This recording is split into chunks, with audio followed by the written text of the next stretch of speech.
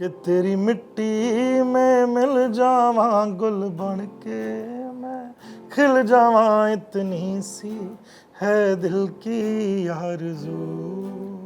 मैं क्या हूँ या मैं कैसा हूँ, इस पर उनको ज़्यादा ध्यान नहीं है। दोनों आपकी जो कनेक्शन है उसमें एक कनेक्शन तो बिल्कुल है, मैं बता दूं क्या है? बहुत जल्दी एक चीज़ अनाउंस करने वाले हैं, बट अभी मैं बताना नहीं चाहता। शाम ना मिला हमें, शाम ना मिला। वैसे कहते हैं ज़िंदगी में ना हम बहुत बार सोचते हैं कि यार आज कुछ ऐसा करें, आज कुछ बहुत अच्छा करें। और मैं ना कर्म पे तो बहुत बिलीव करती हूँ, आपको तो मालूम है ही। और आपकी नॉन स्टॉप निकी के ना वाहिगुरु जी ने ना कहते हैं ना दिल वाली बात ना बिल्कुल सुन लिए, क्योंकि आज जिन सितारों से मैं बात करने वाली हूँ और जो दिल से बातें होने वाली हैं, आई जस्ट एक ही मकसद है कि ये सारी बातें हम सब आज कुछ ना कुछ ज़रूर सीख के भी जाएँ, कुछ ना कुछ ऐसी बातें जो दिल को बिल छू ही जाने वाली हैं, क्योंकि सारे सवाल दिल से निकलने वाले हैं।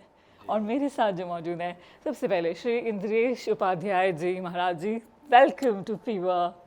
धन्यवाद। जय श्री कृष्ण। जय श्री कृष्ण, राधे राधे। राधे राधे। मतलब आपके नाम पे है लॉर्ड ऑफ गॉड्स, तो मतलब आज सारी बातें जो मेरा एक्चुअली नाम उपासना ही है, तो आज हम उपासना करेंगे, मगन करेंगे और बहुत बातें करेंगे। और मेरे साथ जो एकदम बगल में है पीपराग जी ना, अक्सर ऐसा हुआ बहुत बार यहाँ आए हैं और मैं ना पूरे इंटरव्यू सवाल रेडी रखती थी, पर वक्त ऐसा था कि मुझे मिलता नहीं था, तो मैं वाइफ जी बोलती थी वाइफ जी बाकी ले जाते हाँ एग्जैक्टली।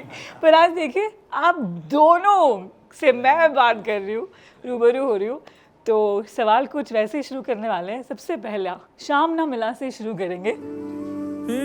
सुन राधिका दुलारी, तेरे द्वार का भिखारी। सर मेरे शो का नाम ना किस्सों वाला है, तो सबसे पहला किस्सा के लिए शुरू करते हैं। दोनों आपकी जो कनेक्शन है उसमें एक कनेक्शन तो बिल्कुल है, मैं बता दूं क्या है? जी। नंबर 7 का। एडवांस में आपको हैप्पी वाला पॉइंट। थैंक यू, धन्यवाद। तो दीपराग जी, इंद्रेश जी, आप बताइए कैसे हुई ये कनेक्शन, ये मुलाकात और ये म्यूजिक एंड आपकी आवाज़। ओ वाहिगुरु, टू ब्यूटीफुल। मैं तो बोल भी चुका हूँ ऑन स्टेज, और वैसे भी सबको पता ही है लगभग कि हम दोनों को राधा रमन जी ने ही मिलवाया है।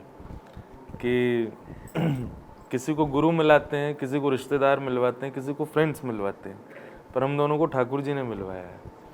और उसके पीछे कारण था, एक मैंने पद गाया था, राधा रमणम हरे हरे, और वो इन्होंने कहीं सुना और फिर इन्होंने उसके क्रिएटर, उसके जो डायरेक्टर थे, उसका जिन्होंने म्यूज़िक किया, उनसे बात करके फिर मुझसे बात की और फिर मिल गए हम दोनों। तो इसलिए मैं राधा रमन जी को हमारा मीडिएटर मानता हूँ। पर वो बड़ी देर बाद मिले, क्योंकि वो भजन आए हुए 4 साल हो गए थे महाराज जी। तो ये मेरे को बोलते हैं महाराज जी कि आपने अब सुना है वो, तो वो तो बहुत पुराना है। और जिन्होंने वो बनाया मीर, तो मीर को मैंने बोला, वो कहता आपको मेरा ये वाला काम पसंद आया?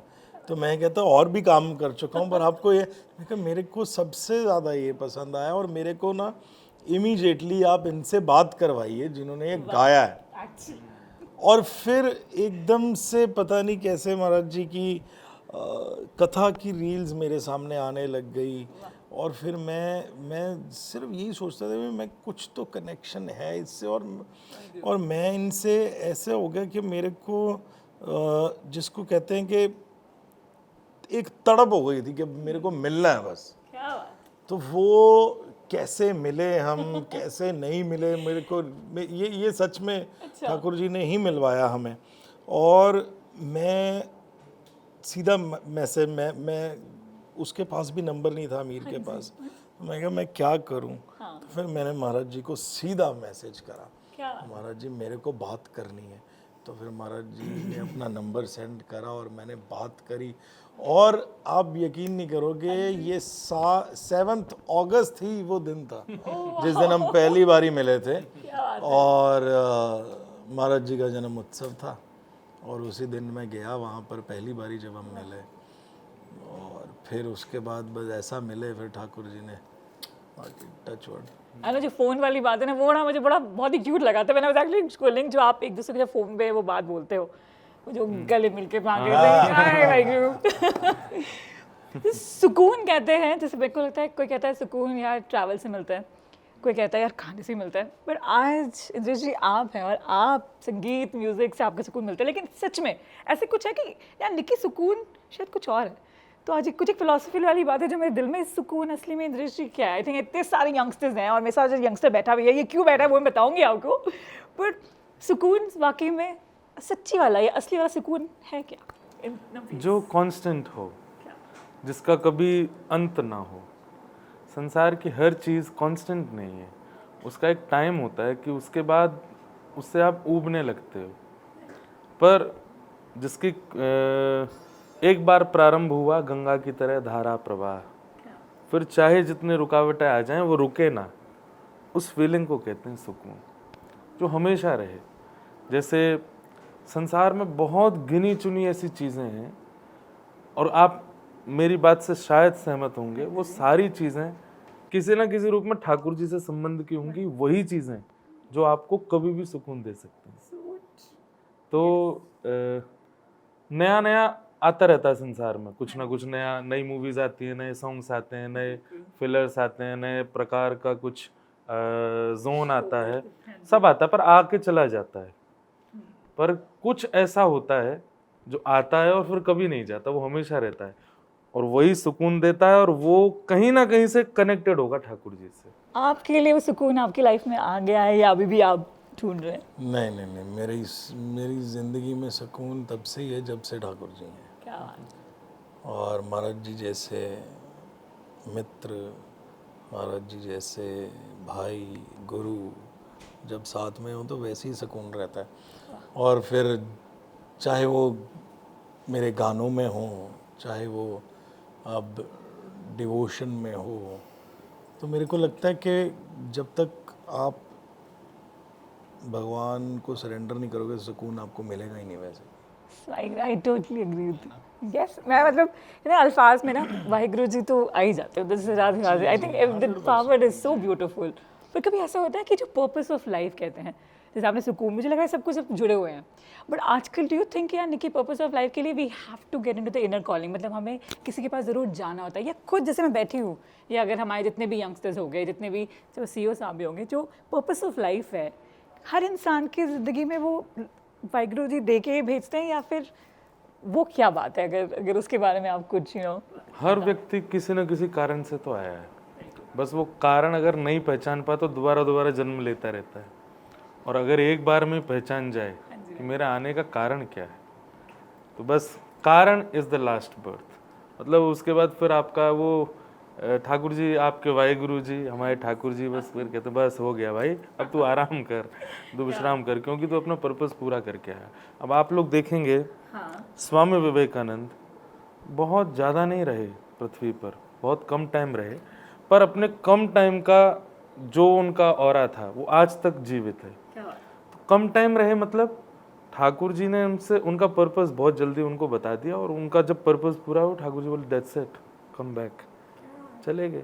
ऐसे आद्य गुरु शंकराचार्य, वो भी बहुत अल्प आयु रहे, उन्होंने अपना कार्य किया, गए। हमारे वाहिगुरु जी की परंपरा में भी कई ऐसे आचार्य चरण हुए जो बस अपना कर्तव्य पूर्ण करके बहुत अल्पायु में ही चले गए, क्योंकि वो कर्तव्य अपना कहीं ना कहीं पर्पस जान चुके थे।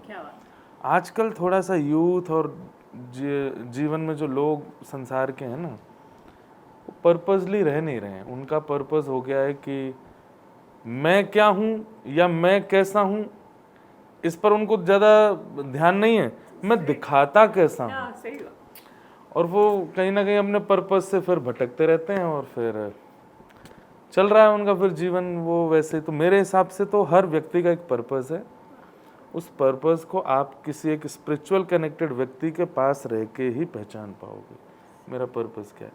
अब विपराग जी हैं, आपने इतना अच्छा पूरी दुनिया को सब कुछ दिया, पर आपको श्री जी ने पता नहीं कैसे अभी पकड़ लिया। आप साथ में अपना काम भी कर रहे हैं, पर कहीं ना कहीं आपको अपना पर्पस समझ में आने लग रहा है कि भाई मेरे पास कंठ है, मेरे पास म्यूज़िक की नॉलेज है, मेरे पास में एक संगीत का साम्राज्य है, तो क्यों ना इस संगीत के साम्राज्य से उसको रिझाया जाए जिसके रीझने पर सब रीझ जाएंगे। वाह वाह। तो फिर शाम ना मिला स्टूडियो में, जो आई थिंक जब आपने कितने सारे, मतलब आई थिंक एंडलेस हैं, पर जब शाम ना मिला, जैसे जब बैठते हैं हम गाते हैं, तो वो वाला एक किस्सा क्या होता है, वो माहौल क्या होता है जब इंद्रेश जी थे, आप थे, उसकी कोई बात होगी जो शायद अब तक ना कहीं कही हो? हम बॉम्बे में थे जब महाराज जी आए वहाँ पर, और हमने स्टूडियो में तकरीबन 5-7 उस दिन महाराज जी के भजन वहाँ पर हमने रिकॉर्ड करे। और मैं आपको एक बहुत आज एक सच बात बताता हूँ कि जितने भी अभी तक आगे प्यारो वृंदावन, राधा गोरी गोरी, अब शाम राधिका दुलारी आ रहा है, सो एक भी भजन को दोबारा नहीं गाया गया। और मेरे को लगता है कि 5 से 7 जो उस टाइम महाराज जी ने गाए, वो एक ही टेक में गाए हैं। हमने उसको दोबारा मतलब कि रीटेक भी नहीं करा, ना महाराज जी ने रीडब करा। तो आप जो सुन रहे हो वो एज इट इज़ गाया, क्योंकि वो ऐसे भाव से गा दिया कि मैं और जानी भाई हम दोनों बैठे हुए थे वहाँ पे, हमें यही नहीं समझ आ रहा था कि अब महाराज जी को किस चीज़ के लिए हम बोलेंगे दोबारा कर दो ये वाली लाइन। सो वो एक टेक में ऐसा गाया गया, और वो the night was magical, that night was really magical night. और उसमें जो बना है, और अब जो, और आज तक अच्छा महाराज जी मेरे को कहते भी मैंने गिटार और पियानो पे कभी नहीं ऐसे गाया था, तो वो बड़ा एक नया एक्सपीरियंस है महाराज जी के लिए। तो उसमें फिर अच्छा वो और पियानो, और एक वो आवाज़ को पियानो और गिटार मिला, जिसको मतलब कि मेरे को लगता है कि गिटार और पियानो भी बोल रहे थे कि आप मिलो हमें, तो हम आपके लिए ऐसे गाएं। तो फिर वो मैजिकल वो आप सुन ही रहे हो। हाँ जी, मैंने सुन लिया। मैं जैसे महाराज जी आए, मैं कही थे शाम में खुद मेरे एकदम अंदर एकदम बेस्ट चुका है।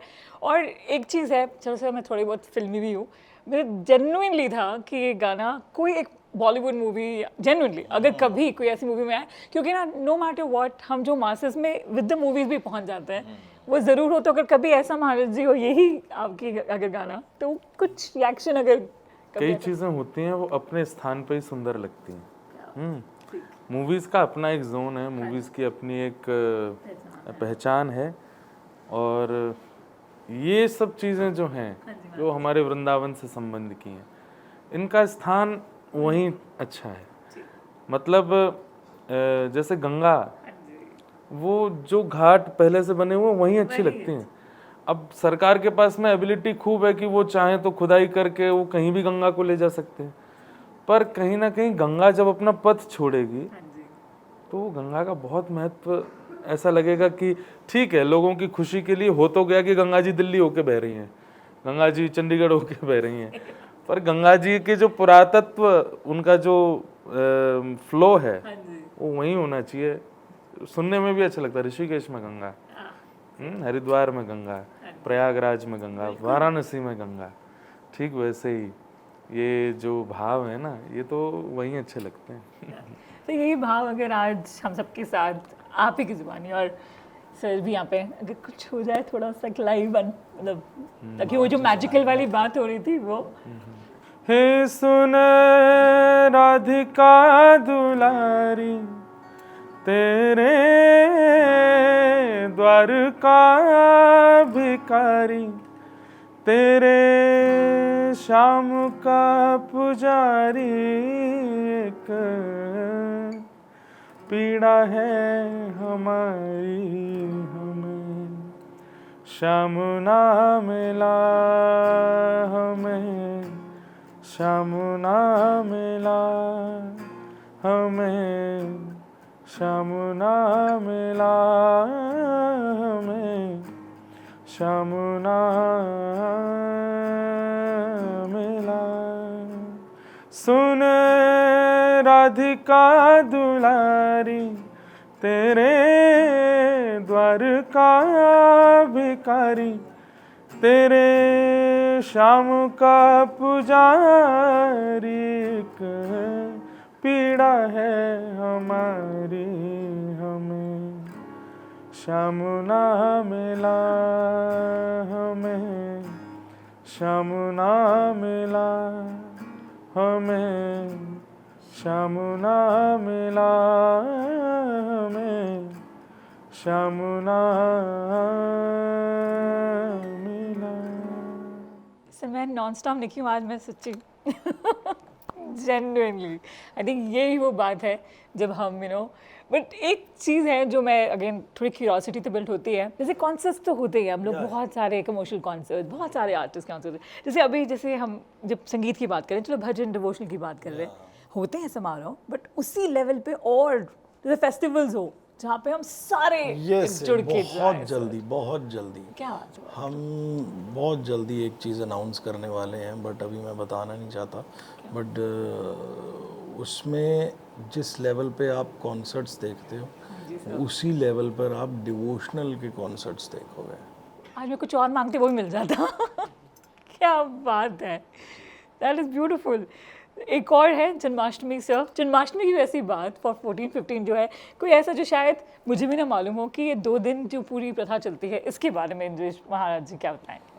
2 दिन का होने का कारण ये है कि हमारे इंडियन कल्चर के हिसाब से हम नक्षत्र और हिंदी तिथि के अनुसार चलते हैं, और वो 12 बजे शुरू होके या 12 बजे ख़त्म नहीं होता है। तो कई बार ऐसा होता है कि जैसे मान लीजिए अब अष्टमी वो प्रारंभ हो रही है सुबह 8 बजे, अब 8 बजे चलने के बाद फिर वो नक्षत्रों के अनुसार उसका पूर्ण होगा कि वो कितने बजे विश्राम होगी। तो अब 8 बजे वो 14 को भी आ रही है, 14 को 8 बजे शुरू हो रही है, और वो चलने वाली है 15 की मॉर्निंग 9 बजे तक। तो अब इसमें 2 बातें होती हैं कि रात्रि जो अष्टमी की है वो तो आ रही है 14 को, पर अब कई जगह ऐसा कल्चर होता है कि सूर्योदय जिस तिथि में हुआ है पूरे दिन वही तिथि माननी है। कई लोग ऐसा मानते हैं कि लाइक जैसे अब अष्टमी का जो सूर्योदय है वो अगर 15 को हो रहा है तो हम 15 को, वैसे तो जन्माष्टमी शायद 16 की है अभी एक नया ये है वो है कि 16-17 लोग सोच रहे हैं, 14-15 नहीं है। तो ऐसे होता है कि लाइक जैसे तिथि शुरू हो गई है रात को, पर वो सूर्योदय जिस तिथि में होता है उस तिथि को मेन मानते हैं। मान लीजिए अष्टमी रात को 6 बजे लग गई, अब वो चलने वाली है अगले दिन सुबह 12 बजे तक, तो फिर जन्माष्टमी कब मनाएं? तो कई लोग तो उसी अष्टमी की रात्रि को मना लेंगे, और कई लोग सोचेंगे कि नहीं सूर्योदय अष्टमी को कब हो रहा है, तो बोले वो 16 को हो रहा है, 17 को हो रहा है, तो उस दिन करेंगे। क्या बात है। तो आज आप सबको आप आए हैं तो मुझे था ये सवाल, इनका ये सवाल ना बहुत लोगों ने मुझे आज पूछा, आज इंद्रेश महाराज जी से ये सवाल जरूर पूछना। I think thank you. मेरे हिसाब से जिस तिथि में हाँ जी सूर्योदय होते हैं उसी दिन उस तिथि का सेलिब्रेशन करना चाहिए। क्या बात है। मैं ना हमेशा एक सवाल ना यूएसपी है मेरी थोड़ी, जो शायद किस्सा आपने कहीं नहीं बोला और वो शायद किस्सा आज आप निक्की को बता दो मेरे को लगता ही नहीं कि तेरी मिट्टी का जो किस्सा है वो किसी को नेशनल ना अवार्ड पता का हो। कुछ यस हिंदी फिल्म केसरी के गायक श्री बी प्राक को रजत कमल प्रदान क्योंकि किया मैं जा जिस रहा दिन महाराज जी मेरे को नेशनल अवार्ड की न्यूज़ मिली है उस दिन बरसाना में समाज था और होली वाले दिन होली का उत्सव चल रहा था, तो मैं वहीं था और मेरी मैनेजर का पीछे से मेरे को इतने सारे कॉल्स, क्योंकि हम मंदिर में फ़ोन पीछे रख के जाते हैं, और इतने सारे फ़ोन एंड उन्होंने मुझे बताया कि भाजी आपको नेशनल अवार्ड मिल गया तेरी मिट्टी का।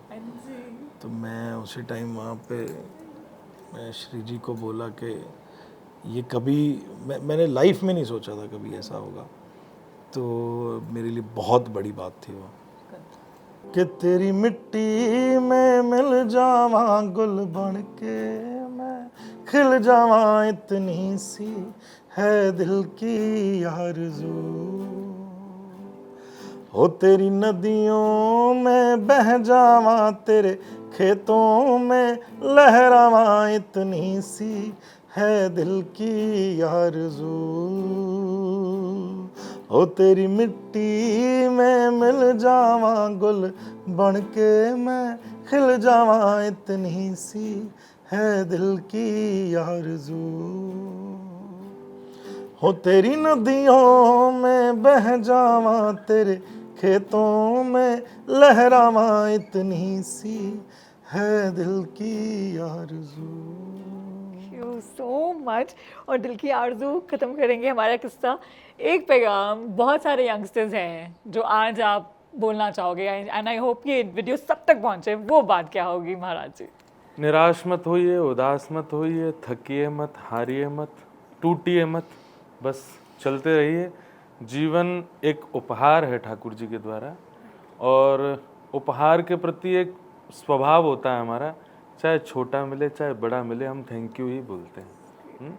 तो ऐसे ही लाइफ की जितनी भी सिचुएशंस हैं सब उपहार हैं, चाहे वो अच्छी है चाहे वो बुरी है, सबके लिए थैंक यू बोलो और चलते रहो। क्या बात है वाहिगुरु। अब आप भी कुछ अगर यही आपको बोलना, कितने लोग इससे inspire बड़ी करते बात हैं? मैं क्या हाँ, सही बोलूँगा, बात जो महाराज जी ने इतनी बड़ी बात बोल दी है, सच्ची इससे बात बड़ी बात तो मेरा बोलना भी बनता नहीं है यहाँ पे। आई थिंक थैंक यू जी। बहुत बहुत सारा प्यार। और हमारे ये जो यंगस्टर है, इसने कुछ एक जन्माष्टमी भी आ रही है, तो ही बॉल थॉट की कुछ एक प्यारी सी बात है जो आई थिंक ये हर किसी की जुबान पे भी है, तो ये एक बार सुनने से दिल की जुबानी। चलिए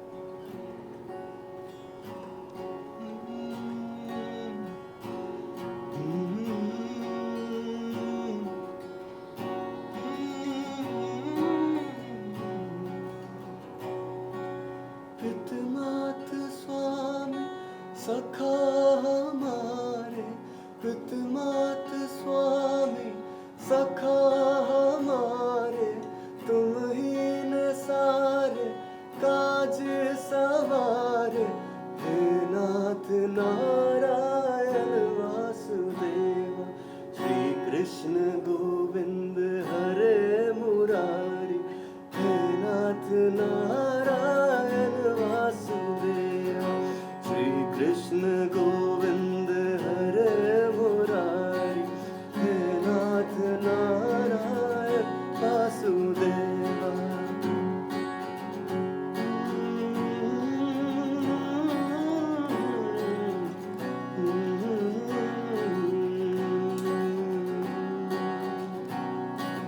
गोकुल में चमके मथुरा के तारे, गोकुल में चमके मथुरा के तारे, हे नाथ नारायण वासुदेव, श्री कृष्ण गोविंद हरे मुरारी, हे नाथ Narayan Vasudev, Hare Krishna Krishna Krishna Hare Hare, Hare Ram Ram Ram Hare Hare, Hare Krishna Krishna Krishna Hare Hare, Hare Ram Ram Ram. Very good. Thank you. Maharaj ji, thank you बहुत बहुत।